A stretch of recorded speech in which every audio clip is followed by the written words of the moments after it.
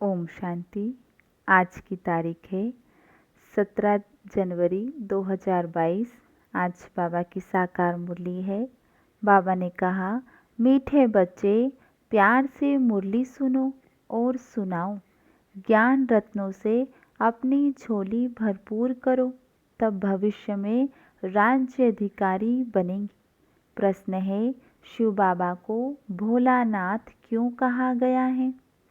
उत्तर है, क्योंकि शिव बाबा सब बच्चों की बिगड़ी को 1 सेकंड में बना देते हैं। कहते भी हैं, राजा जनक को सेकंड में जीवन मुक्ति मिली, तो एक जनक की बात नहीं, तुम सबको एक बाप सेकंड में मुक्ति जीवन मुक्ति दे देते हैं। भारत की बिगड़ी को बना देते हैं।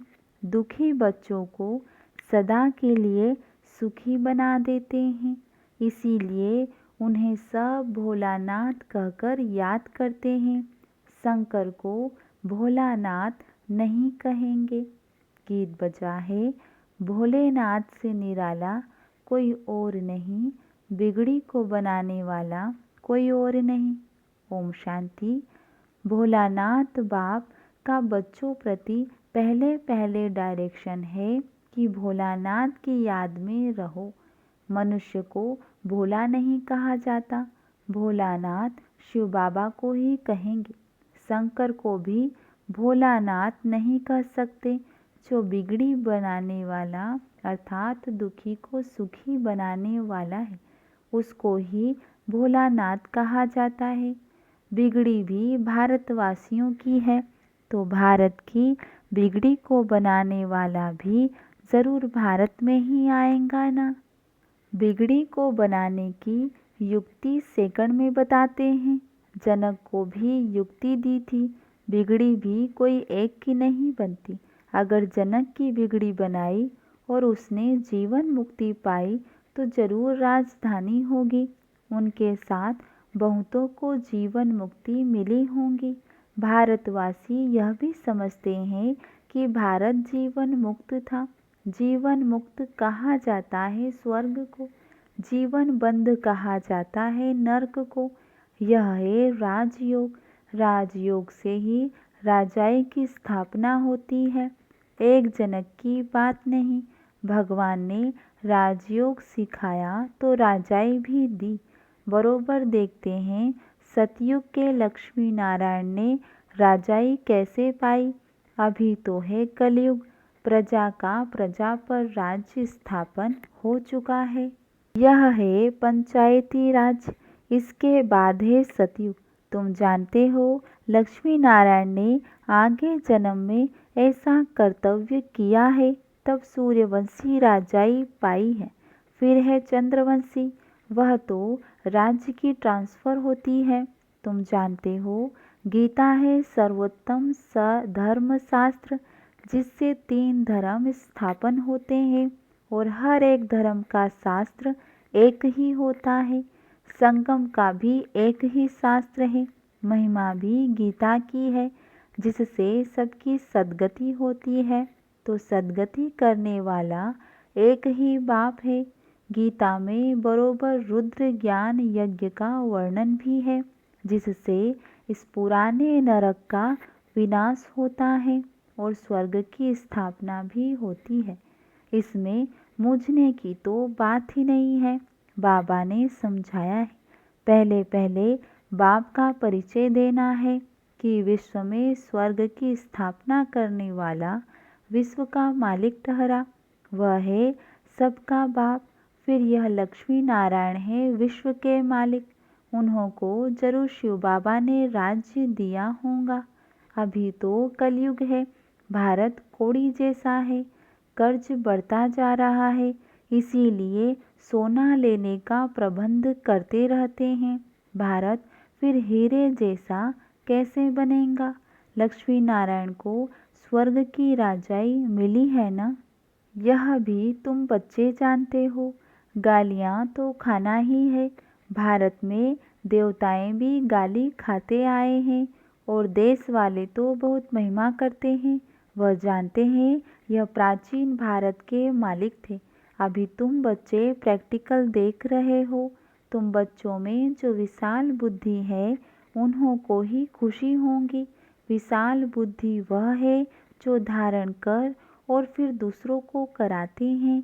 ऐसे मत समझो, वहाँ सत्संगों आदि में तो 5-10 हजार लोग रोज आते हैं, यहाँ तो इतने आते नहीं हैं।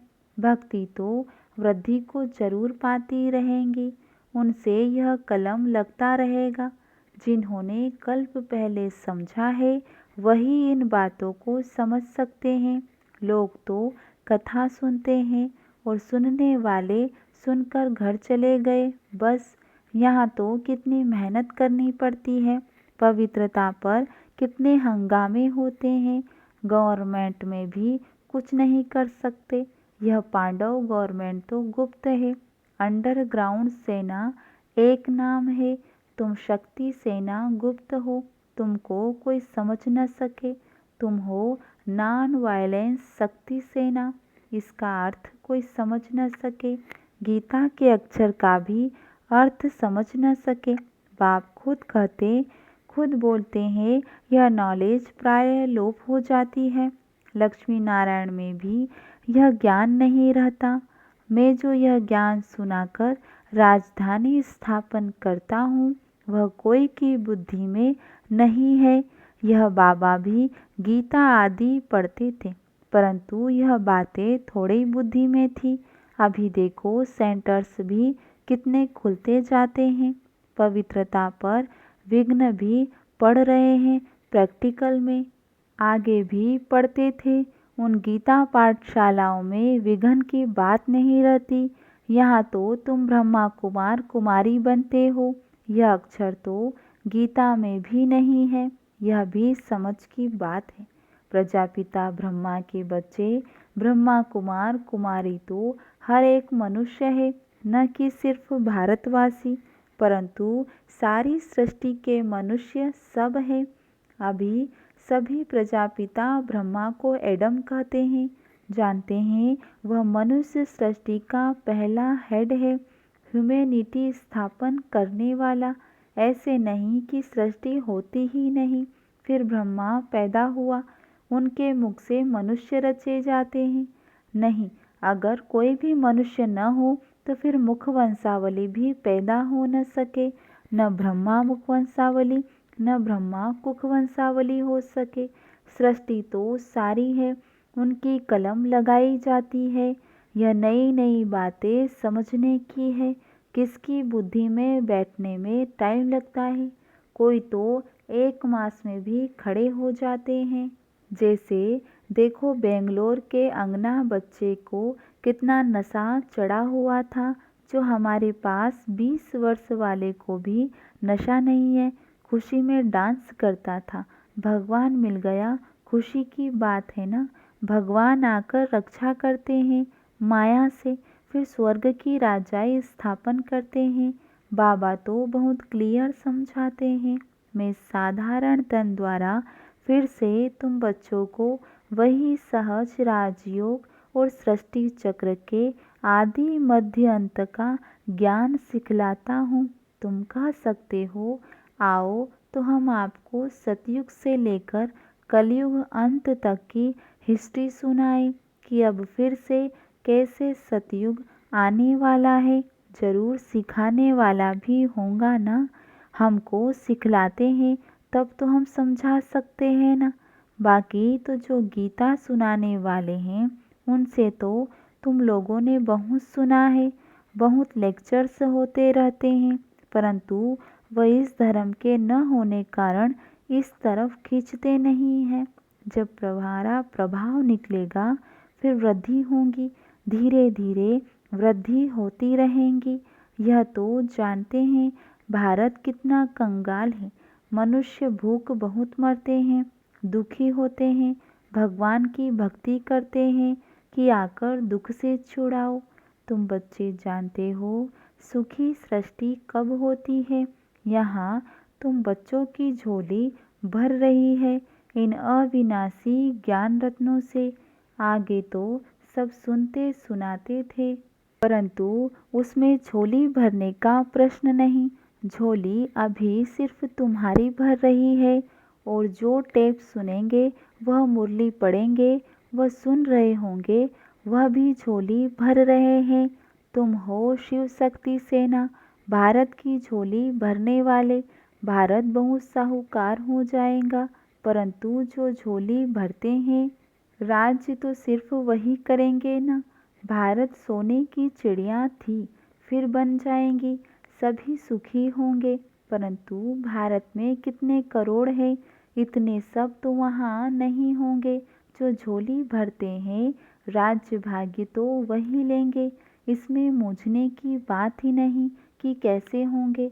अरे इन लक्ष्मी नारायण को देखो ना, यह सतयुग के मालिक है ना, स्वर्ग का रचिता है शिव बाबा, और यह लक्ष्मी नारायण सतयुग के मालिक हैं। जरूर आगे जन्म में पुरुषार्थ किया है, आगे वाला जन्म होगा संगम पर।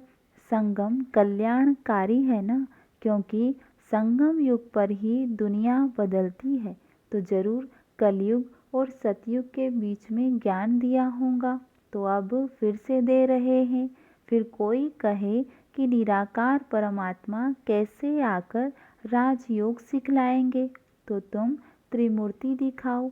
ब्रह्मा द्वारा स्थापना, विष्णु द्वारा पालना, शंकर द्वारा विनाश। तो जो स्थापना करेंगे वही पालना भी करेंगे। जैसे क्राइस्ट ने स्थापना की, फिर पालना के लिए पोप भी जरूर उनको बनना पड़े, वापिस तो कोई जा न सके। पालना जरूर करनी है, पुनर्जन्म लेना ही है, नहीं तो सृष्टि बढ़े कैसे। जबकि सतयुग त्रेता में पहले देवताओं का राज्य था, तो सबसे जास्ती आदमशुमारी जरूर इन्हों की ही होनी चाहिए। फिर क्रिश्चियनिज्म की जास्ती क्यों है, फिर लाखों वर्ष की भी कोई बात नहीं है।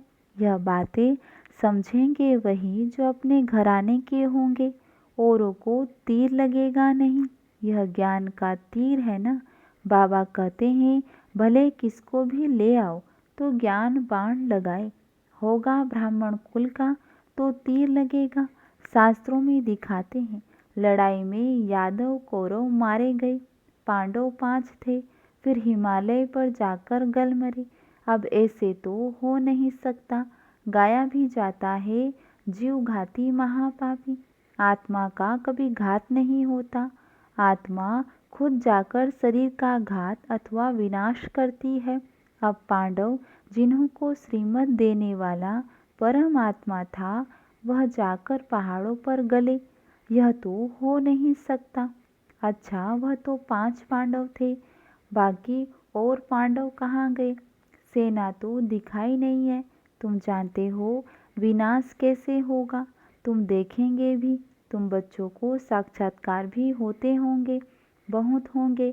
शुरू में तुमको बहुत साक्षात्कार होते थे, कभी लक्ष्मी को कभी नारायण को इनवाइट करते थे, कितने साक्षात्कार होते थे। फिर पिछाड़ी के टाइम जब हाहाकार होगा, तब फिर तुमको साक्षात्कार होंगे, हंगामे होंगे, तो तुम बच्चे आकर यहाँ इकट्ठे होंगे। इसीलिए मधुबन में जास्ती मकान बनाते रहते हैं। फिर तुम बच्चों को इन साक्षात्कार में खुशी में लाते रहेंगे, परंतु मासी का घर नहीं है जो सब यहाँ आ जाए। जो सपूत बच्चे बाबा के मददगार होंगे वही आएंगे। अगर पांडवों के गलने की बात होती तो फिर मकान ही क्यों बनाते। कोई भी बात में मूझते हो तो अनन्य बच्चों से पूछ सकते हो, नहीं तो यह ब्रह्मा बाबा बैठा है, यह नहीं बता सकता तो बड़ा बाबा शिव बाबा बैठा है। यह तो समझाया है कि अभी बहुत कुछ समझने का बाकी है। सारे चक्र का राज बाबा समझाते रहते हैं, कितने पॉइंट्स निकलती रहती है। अजून टाइम पड़ा है तो ज़रूर और भी समझाना होगा, परंतु पहले मूल बात यह ज़रूर लिखाना है, एकदम ब्लड से लिखवाना है कि हमको निश्चय है कि बरोबर परमपिता परमात्मा पढ़ाते हैं। ऐसे नहीं सिर्फ लिखने से ही बदल जाते हैं। कहते हैं हमने तो ऐसे ही लिख दिया है, जास्ती कोई से माथा नहीं मारना है। बोलो भगवान उवाच। भगवान हम शिव बाबा को मानते हैं, वो ज्ञान का सागर सत्य चित्त है। उनको अपना शरीर तो है नहीं, तो जरूर साधारण तन का आधार लेने होंगे। लेगा तो पहले पहले बाप कहते हैं मामिकम याद करो, देह के सब धर्म छोड़ मुझे याद करो, तो विकर्म विनाश होंगे और मेरे पास चले आएंगे। और चक्र को याद करने से तुम चक्रवर्ती राजा बनेंगे। बाबा कितना मीठा है, और बनाते भी देखो कितना मीठा है। सतयुग की निशानियाँ है, वह फिर रिपीट जरूर होंगी। कलयुग भी है, अभी तुम राजयोग सीख रहे हो। विनाश सामने खड़ा है, और क्या सबूत देवे। अच्छा, मीठे मीठे सिखिल दे बच्चों प्रति माता पिता बाप दादा का याद प्यार और गुड मॉर्निंग। रूहानी बाप की रूहानी बच्चों को नमस्ते। और हम रूहानी बच्चों की रूहानी बाप दादा को याद प्यार गुड मॉर्निंग नमस्ते। धारणा के लिए मुख्य सार है, बाप समान बनना है। भगवान आकर माया से हमारी रक्षा करते हैं, इस खुशी में रहना है। किसी भी बात में मूझना नहीं है। सपूत बच्चा बन बाप का पूरा पूरा मददगार बनना है।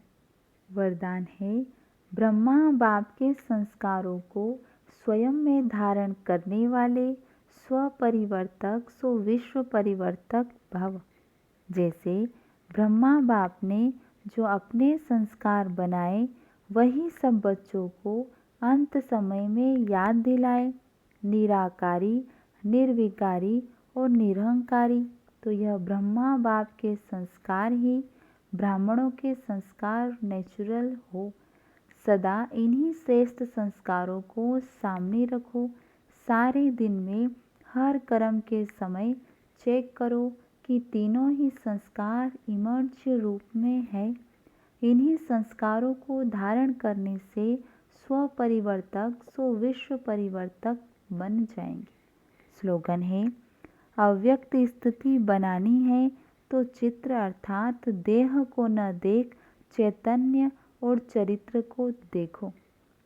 लवलीन स्थिति का अनुभव करने लिए विशेष पॉइंट, बाप का आप बच्चों से इतना प्यार है जो जीवन के सुख शांति की सब कामनाएं पूर्ण कर देते हैं। बाप सुख ही नहीं देते, लेकिन सुख के भंडार का मालिक बना देते हैं। साथ साथ श्रेष्ठ भाग्य की लकीर खींचने का कलम भी देते हैं। जितना चाहे उतना भाग्य बना सकते हो। यही परमात्मा प्यार है, इसी प्यार में समाये रहो। अच्छा, ओम शांति।